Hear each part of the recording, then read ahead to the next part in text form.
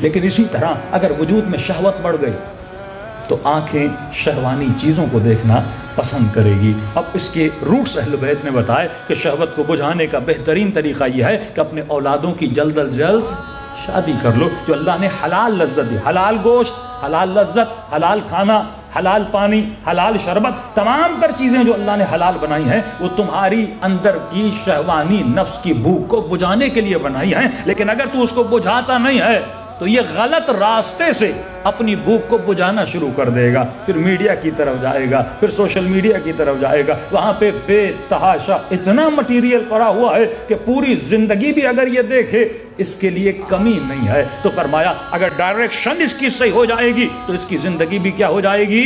صحیح ہو جائے گی۔ اگر ہم بچوں کو ڈائریکشن نہیں دیں گے، ایک جنگل میں بھیج دیں، وہاں پہ ہر گندی چیز پڑی ہوئی ہے، تو میں نے کسی سے سوال کیا، میں نے کہا یہ بتاؤ کہ اپنے بیٹے کو گاڑی دو گے اگر اسے گاڑی نہ چلانا آئے؟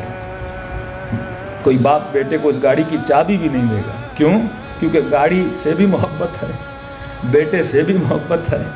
اس کو پتا ہے اگر بغیر سکھائے میں نے گاڑی دے دی، یہ گاڑی کا بھی نقصان کرے گا، اپنا بھی نقصان کرے گا۔ لیکن معصوم فرماتے ہیں یہ اسی طرح اپنے بچوں کو معاشرے میں چھوڑ دیتا ہے، اس سے پرواہ نہیں ہے کہ یہ بچہ اپنی روح کو کتنا تباہ و برباد کر رہا ہے۔ یہ صبح سے شام تک شیطان کے جنگل میں ہوتا ہے، اور جب گھر آتا ہے اس بچے کا دل مردہ ہو جاتا ہے۔ امام کی حدیث پڑھو نا کہ لوگ جب صبح گھر سے نکلیں گے تو مومن ہوں گے، لیکن جب گھر کو رات واپس آئیں گے تو منافقیاں کافر ہو کر واپس آئیں گے۔ اس میں ایسی کون سی تبدیلی ہے جو ایک دن میں اس کا ایمان تباہ و برباد ہو گیا؟ کیونکہ یہ جب باہر جاتا ہے تو آنکھوں کو نجس کر کے آتا ہے، کانوں کو نجس کر کے آتا ہے۔ تو فرمایا ابتدا یہ چوتھا درجہ یہ ہے کہ اے مومن اپنے باطنی آنکھوں کو پاک رکھو، اپنی زبانوں کو گناہوں سے بچاؤ، جھوٹ سے بچاؤ، غیبت سے بچاؤ، اپنے کانوں کو غنا کی آوازوں سے بچاؤ، غیبتوں کی آوازوں سے بچاؤ۔ کوئی کسی مومن کی برائی کرے تو کہا مولا